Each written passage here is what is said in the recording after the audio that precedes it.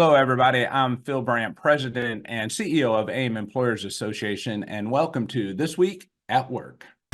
This Week at Work is the only show about the workplace that offers you front row seats and a microphone, featuring experts in human resources and employment law to bring you practical, timely, and accurate insights so you can more effectively lead your organization. It's Thursday, April 18th, episode 275. Today, we dedicate all 30 minutes to our special guest, 2019 Stanley Cup Champion, former head coach of the St. Louis Blues, Craig Berube. We'll look into his past for lessons learned throughout his professional career to date, from getting the best out of himself on every play to building a championship culture for an entire team. It's a Bud the Boss story with a cool twist. He's a legend on the ice, and we're determined to make you a legend in the boardroom. Heck, you might even have a little puck and pleasure along the way. No shift. All this and more on This Week at Work.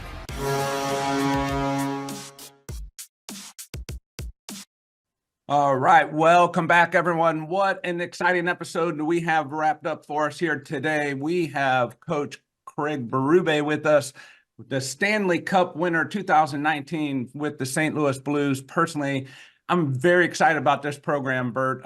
As you know, I'm a big Blues fan. I very seldom miss a Blues game. The Blues are a part of the AIM organization and have been for years.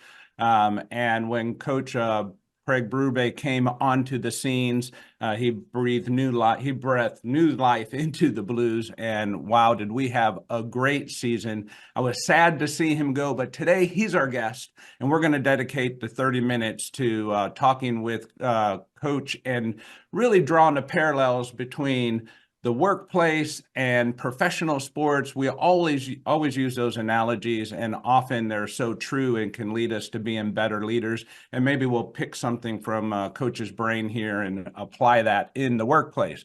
Bert, I know you're a big Blues fan yourself. I'm seeing you smile here. You're a little giddy pregame. We're going to skip lawyer on the clock. All right, buddy? Yes, that is fine with me. We've much more important things to cover today. And I'm inviting all of our guests that are listening to chat in, and we'll try and take your questions and break those into the program as we can as well. So if you have questions, please go ahead and put them into the chat group. Coach, good morning. How are you today? I'm good, guys, and thank you for having me on. It's a pleasure, and it's great meeting you guys too. Yeah, well, it's the pleasure is ours, and we're thankful that you're going to be a part of our leadership conference coming up next month as our keynote speaker. I'm looking very forward to that presentation, and today we're going to let our audience just have a little bit of insight into some of the things that you might be chatting with us about. But first, we want to kick this off with just a few stats, and then we have a quick video that we want to play. First, the nickname that you go by is Chief. Can you just help our audience who's not familiar with where or how that's about? Yeah.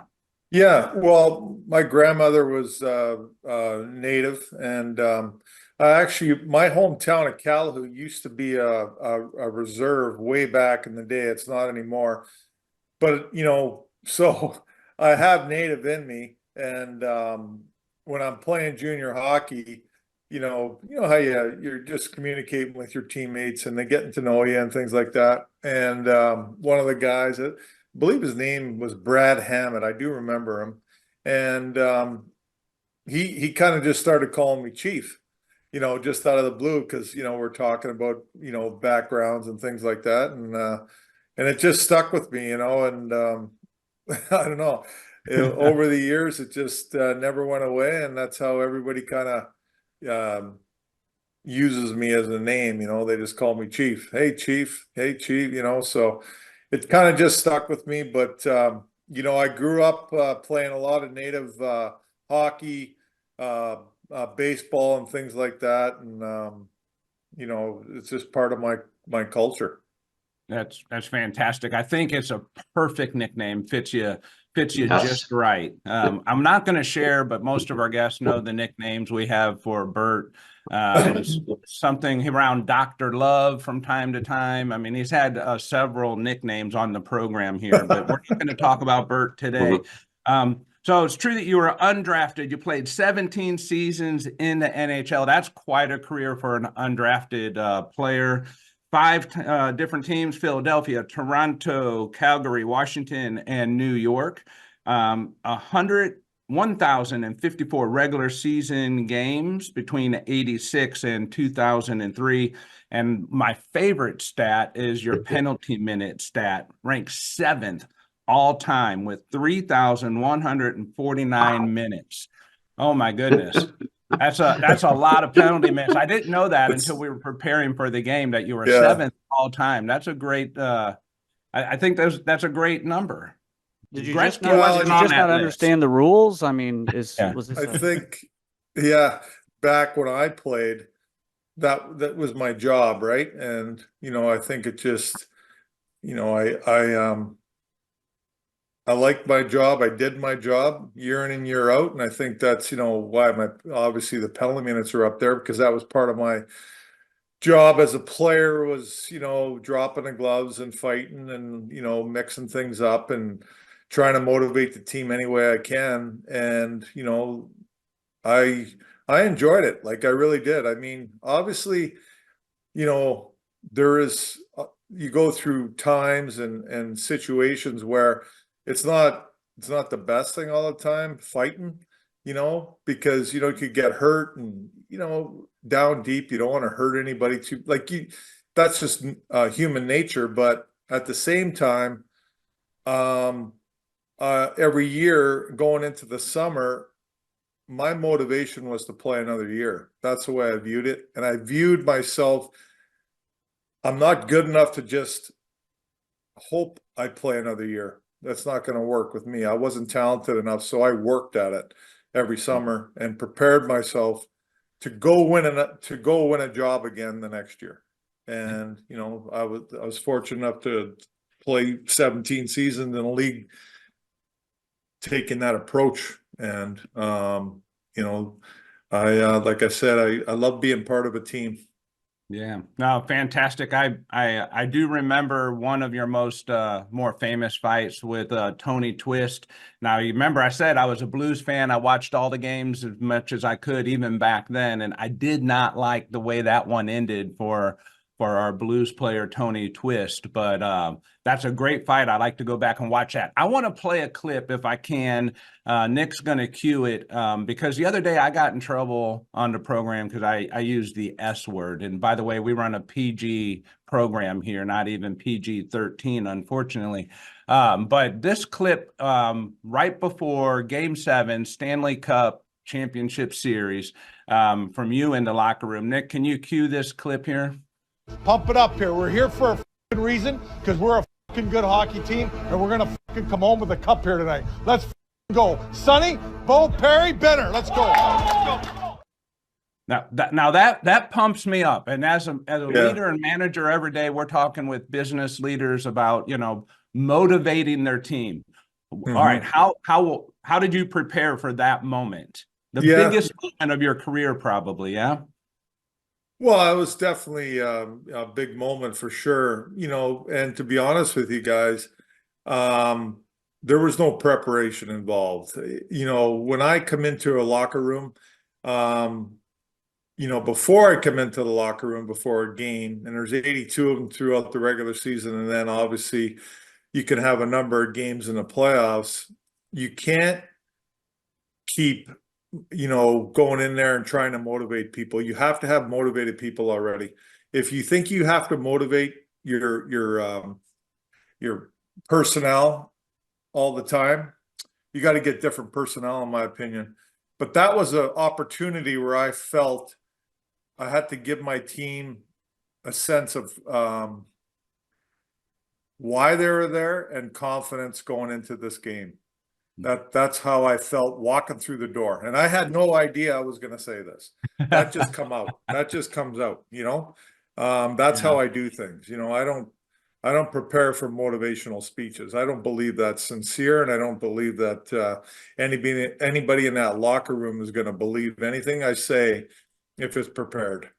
Yeah. So that's a really interesting point, and I will tell you, having watched you and been a lifelong sports fan and played sports and everything, that I do find you do have a certain genuineness to you that it comes through when you're interviewed, comes through when they show clips of you coaching and motivating your players, that there is that genuineness that I think is really quite remarkable. So amazing stuff. I appreciate it. Thank you. I'm still afraid if I approached work and talked to my employees like that, Bert would probably get a call. You know, they'd be wanting to talk to the lawyer as an outcome of that. But go ahead. Oh, yeah. HR would not like a locker room. Yeah. Yeah. You know, there's a lot of things said in there, good and bad, and some, you know, it's tough like at times, but listen, that's part of it all. And, you know, if you're genuine and you're honest with the people you work with on a daily basis, they like that. They want honesty. And I think honesty is the best way to go. You know, if you're not honest, and your players they'll seek that out immediately. They know. For sure. So, Chief, we often refer to that in our program as transparency, so transparency, honesty, no surprises. And I think that is the best policy.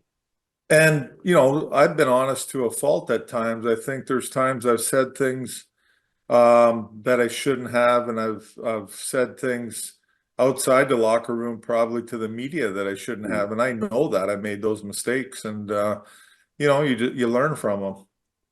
Yeah. So, Coach, one of the questions that is in my mind, so as a CEO or business leader in any position that I've ever had, I've taken that job, accepted any new job with the idea that, you know, hey, I'm going to take this job, I'm going to go do a good job. And as long as I'm doing a good job, I'm okay. I'm you know, I hope I never get laid off, but I never really have ever had a concern of being fired. Mhm. And it seems to me in the coaching world that you take a job kind of knowing how it's going to end, right? No matter what kind of success you have between the beginning and the end, it usually ends with being let go and replaced. How do you approach every day and your job knowing someday what lies ahead?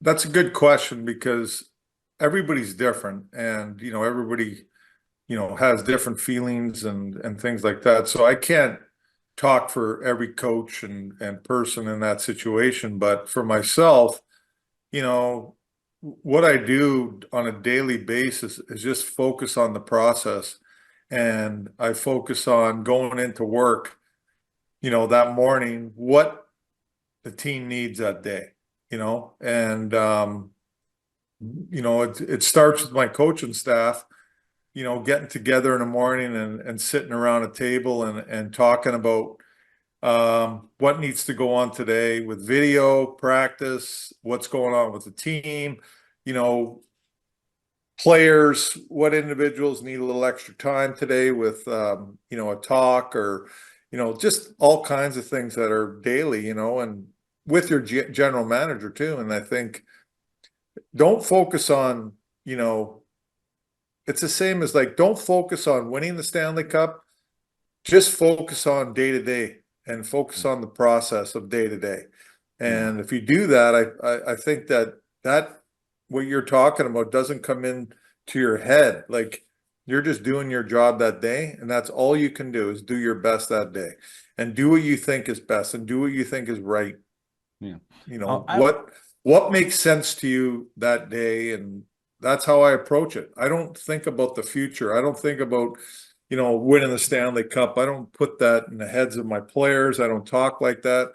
It's all about day to day, day to day. And, you know, I know in the back of my mind that I could be fired whenever. But if I get fired, I get fired. I move on and I get prepared for the next job or the next, you know, thing I'm going to do. You know, that's how I look at it. I mean, you know, I can't really explain it any better than that.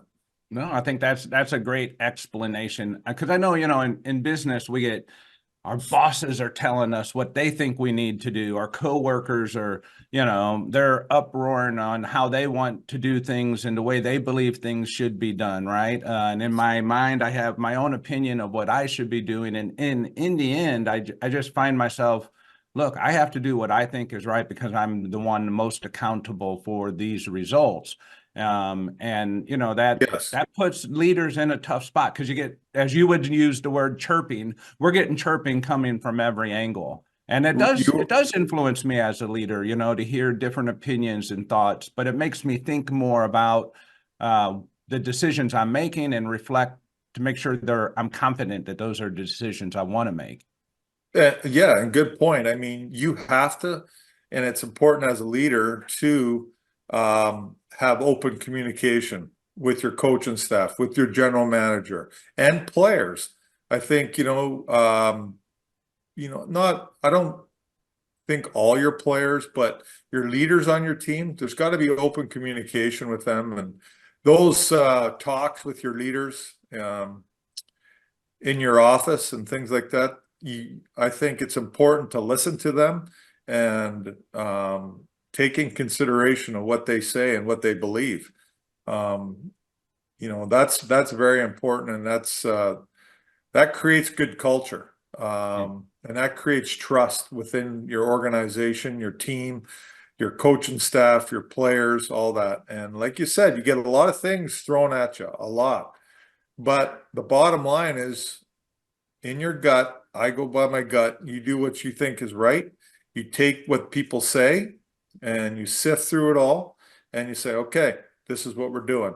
And when you leave that room, everybody's on board. Everybody has to be on board. So tell us about culture. That's something we talk about on the program quite a bit. What is it that you don't do as it relates to culture and your team? Well, it's some of the things we just talked about. I think culture is created from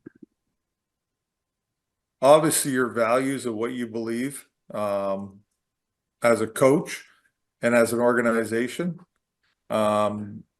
Those values are what makes everything go and work.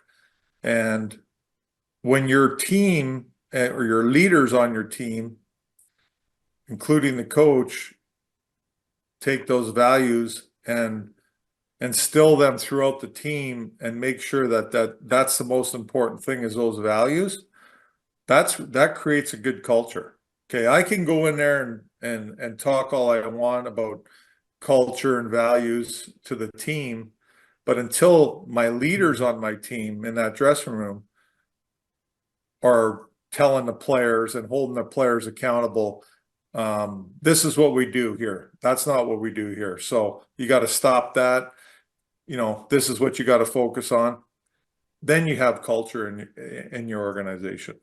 It comes from the coach, comes from the organization, but it extends to the leaders on the hockey team. I'm going to talk hockey, okay? So it extends to the leaders on the hockey team.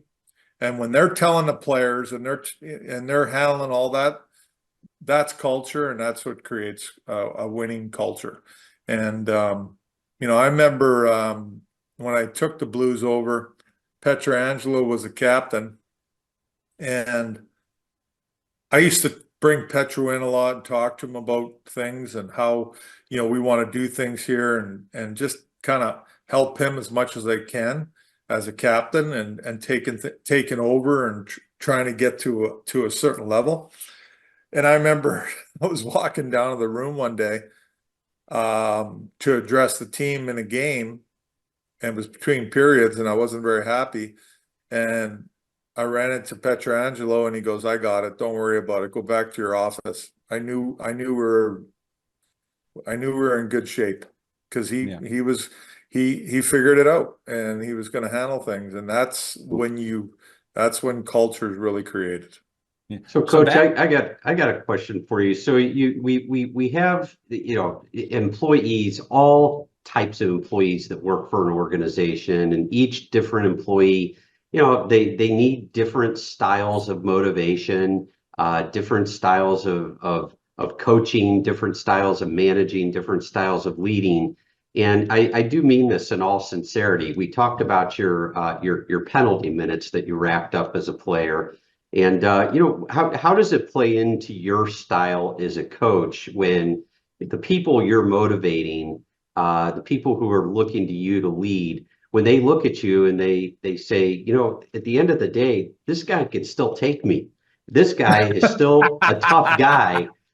I better do what he says. Does that play in at all? I don't know. I right. I don't want players to fear me. I don't know. All right. I mean, I really don't, but I'll tell you a funny story though. So I've taken over the team, and I'm going at it with Vladdy Tarasenko on the bench, kind of, back and forth with each other. Vladdy and I had a lot of we're butt heads a lot, but I'm surprised to hear that. That's the first time I thought that might have been a situation. We had but we had respect for each other, and that's the most important thing. Even though, we'd go at it, in game or in between periods, wherever it was next day was fine. And that's what I really respect about Vladdy. He just, he understood and everything. So we're going at it on the bench back and forth, and Alexander Steen said, "I got it, Chief. Don't worry about it. I'll take care of him." And Steener went to Vladdy. He goes, "Have you ever watched any of his fights?" He goes, "I'm not sure you should be talking to him that way." That's what I'm getting at. Yeah, that's great. I don't, I don't. You know what? There's been times where I've obviously gotten really upset, during a game, whatever, in between periods or meetings and things like that. But I don't want, like I said, I don't think fear is, a real good motivator, to be honest with you. Yes. I am who I am, and they know who I am. They know what I did in the league and all that stuff. But I don't think fear only lasts so long as a motivation. Agree. So I agree, let's go and that's part of your genuineness that you recognize that. I Thank you. agree. Coach, let's go back to talking about the captain for a minute and the roles within the organization. Just like in business, I mean, you have captains. Yeah. They would be like our lead people, or kind of our first line leaders, and then you have your assistant coaches, and then yourself, and then corporate above you. Tell us the roles and who plays what role. For an example, you're looking for captains to stand up, Steener, Petro, these guys to step up and play a particular role. Who teaches them that role? How do they assume that role? What are the qualities you're looking for when you select that person to be that first line leader, if you will? Yeah. And I don't think you have to really teach a lot of guys that you're leaders. I think leadership is, within somebody for the most part. I think there is, things you can teach your leaders, that it's, and I always say, people say, he leads by example, and that's important. You gotta be able to do your job out there and play the game at a high level for sure. But leadership is not the best player in the team all the time, and a lot of times I think teams and organizations get caught up in that. They just make the best player the captain. The captain's job is you have to have influence, okay? And your influence comes from your play, but also you have to have influence in the locker room, and as a person you have to have influence, because you're playing the game. Your job's not done as a leader. Your leadership is taking care of your teammates, helping your teammates, and your core values as an organization, making sure that they're being stated every day and talked about every day, and that's how you get to that level you want to get to. I think there's a lot when you're a leader of a team. there's big responsibility that goes with it. And you want guys that can handle that responsibility and want that responsibility.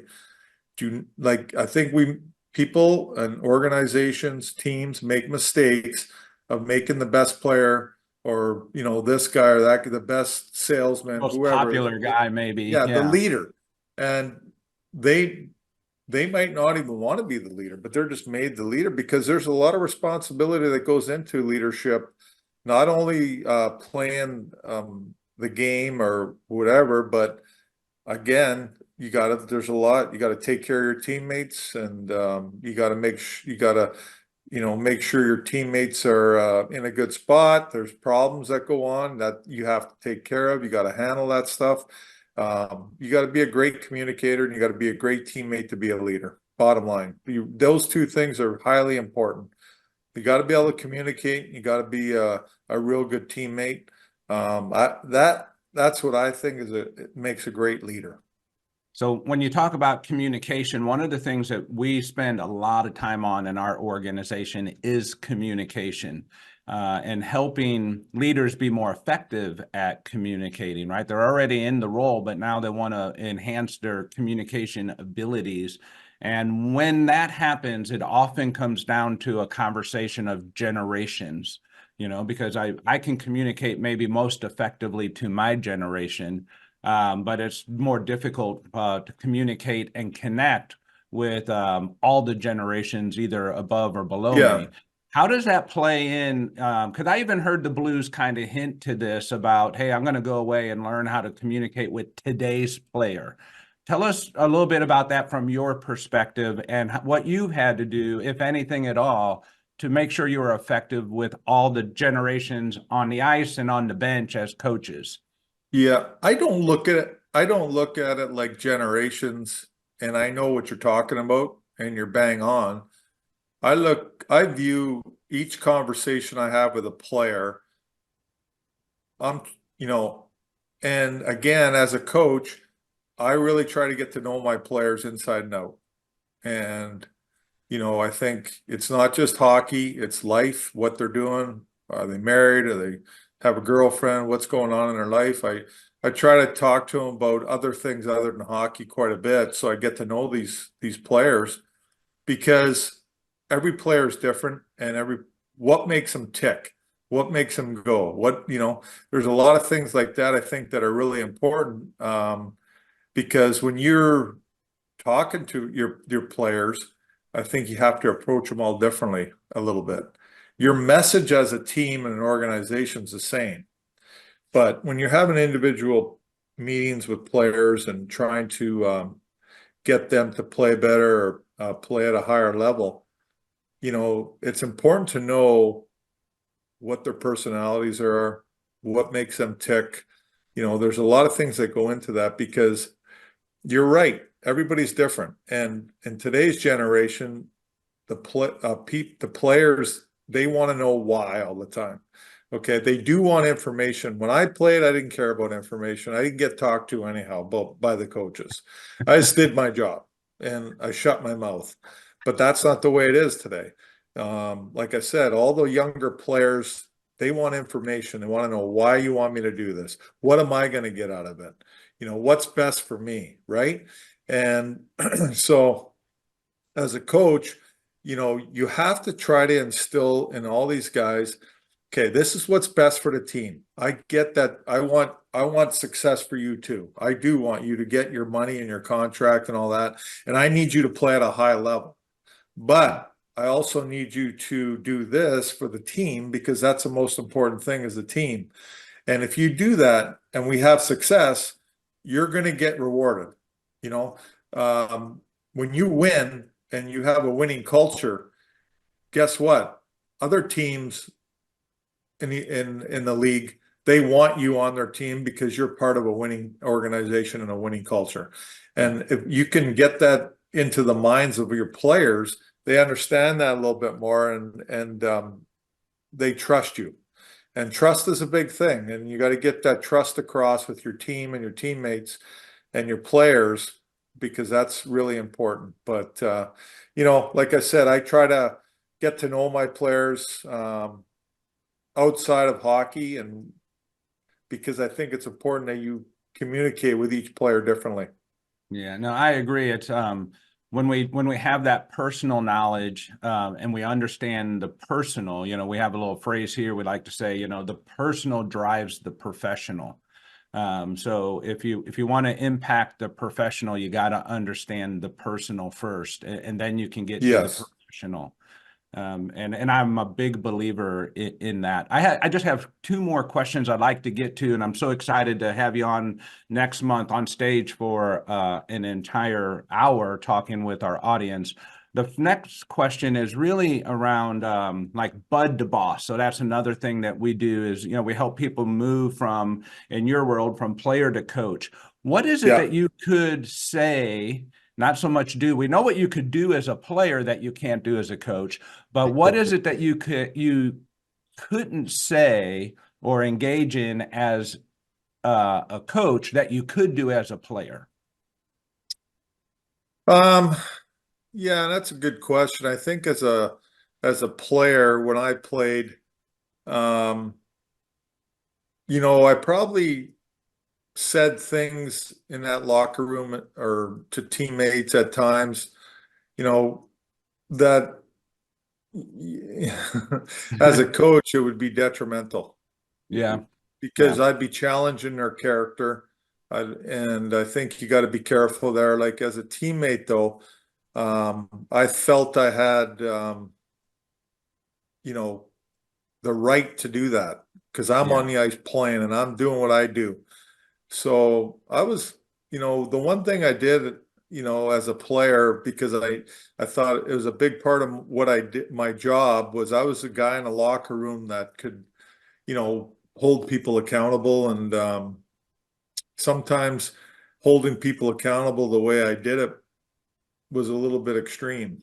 And it probably wasn't, right all the time, but that's how it came out, as I could be pretty crazy sometimes and probably said things that, I shouldn't have, or maybe I regretted it at some point. But if I did, I made sure that, I grabbed my teammate and took care of him after, like I would apologize. Like, I got a little out of hand there and I said things I shouldn't have, but I just want you to know how I feel. And I need you, we need you to be better. And, as a coach, I don't like to criticize in front of the team. I feel like you're really, making that one player not feel very good amongst his teammates. When I criticize the team. And, but at the same time, I don't challenge their character. I think when you start challenging your player's character, your team's character, you're going to run into some sticky situations and not very good. And I've made that mistake before. I don't feel like you challenge somebody's character, your team's character, you might be on your way out. Yeah, no, I think that's good advice, but I am happy to hear you say, because as a fan and I watch games and as a fan, I'm like, will somebody go in the locker room and light a fire under these guys, Yeah, And for sure. good to know that happens from time to time. Yeah, it doesn't happen enough, I don't think. Like I think in today's player, like we talked about earlier, everybody's kind of nice and don't want to upset anybody and don't want to, get under anybody's skin. Let's all be buddies and everything, and you got to go in there and, get after it sometimes and get things straightened out. Well, all right. So last question, Coach. And as you hopefully what you mean to the city of St. Louis and the fan base of the St. Louis Blues. I have had a lot of questions online, and people are asking, asking what is he doing now, and will we see him coach again? What's the future for Coach Craig Berube? Yeah. Well, when I got fired, my family doesn't come to St. Louis, my kids, my wife. So when I got fired, I kind of made a commitment to the family. Like, I didn't want to focus on hockey really, at that point. I kind of was taking a break, and I was just gonna come home, focus on the family, be around them, the kids and everything. And it's I been got to great. stop you. When I do that for too long, my wife says it's really time for you to go back to work. No, I get that too, Okay. the kids too. Time for you to leave again, because I get it. It gets too much. But I haven't really done that in a long time, because even after a season's over in the summertime, it's not over. We're still doing things in the summer for hockey, and your mind's constantly going, just on the phone, making calls, this and that. There's always something, right? But this has been real nice, because I put hockey on the back burner, and I just focused on the family and really enjoyed being around them and doing things and driving the kids places and just being involved that way, because that's really, I haven't done that in a long time. And I've gone to do some TV work, TNT. I've been on TNT a bunch of times, being an analyst between periods and for the game and after the game. So that's been fun too, like something different, and good people I'm working with there. So that's been a lot of fun too, doing that. And then on the coaching side of things, definitely want to get back into coaching. I'm itching. I'm ready to go again. I feel good about things. So hopefully just going to be talking to teams with the season being over now. So we'll see what's next, what job I get next. Hopefully I can find an organization that is going to be good to work with and good people, and have some real good players and an opportunity to win a cup again. Well, I'm okay with that, as long as it's not Colorado, Chicago, Nashville. Okay, Dallas. I'm going to send you a list over when we're done of some teams that are part of the no hires. Yeah, I hear you. Yeah. Did Coach All Berube right. just explain the situation in St. Louis? It sounds like St. Louis would be a good spot for you. Yeah. That would be an unprecedented move, but we would sure love it, because All right. I do have to say, you gave St. Louis, that was about one of the most fun times. I as a lifelong St. Louis, and that was one of the most fun things that I've ever seen take place in a city. That championship meant everything to the city of St. Louis. Well, they deserved it too. They've been a real good team for a long time, the Blues, and had some opportunities here and there to try to win. It's hard to win. It's a tough thing to do, and it takes a lot. But it's something they'll never forget, obviously, and being part of that team. And like I said, St. Louis treated me great. I loved it there, and I still do, and I love the people. Well, we appreciate all that you did, and I'm so thankful to be able to have you on our program. You're the first NHL coach we've had on the program, so congratulations on that. I hope we never have another one, because you are my favorite coach, and I'm appreciative of the things that you've done for our organization, the St. Louis Blues here. I say that because they are part of the AIM family, and a lot of people know I really take a lot of credit for the Stanley Cup, because behind the scenes, we're trying to support the Blues and all that they do. It's the people, as they would often say, in the back of the house that really make all the difference. So we're kind of in the back of the house. I wasn't offered a ring or anything like that. I don't want any fame or glory, but we're really happy that you are a part of our time here in St. Louis. I'm looking forward to having you on stage next month. I know it's going to be a great program. It is sold out, and I can't wait for that time. Until then, I'm going to invite everyone to be back on the program with us next week at 7:30 Central Time. Until then, let's go out and be good to somebody. Take care. Thank you once again for tuning in to This Week at Work. If you enjoy the show, please share it with your colleagues. Forward our invites. Share the link, aimea.org/This Week at Work, or follow or subscribe wherever you get your news and entertainment. LinkedIn, YouTube, Spotify, Apple Podcasts, we're everywhere you are. Don't forget, you can be part of the show. Send your questions and comments anytime to info@thisweek.work. We'll see you next week, 7:30 a.m. Central Time, when we discuss what's happening this week at work.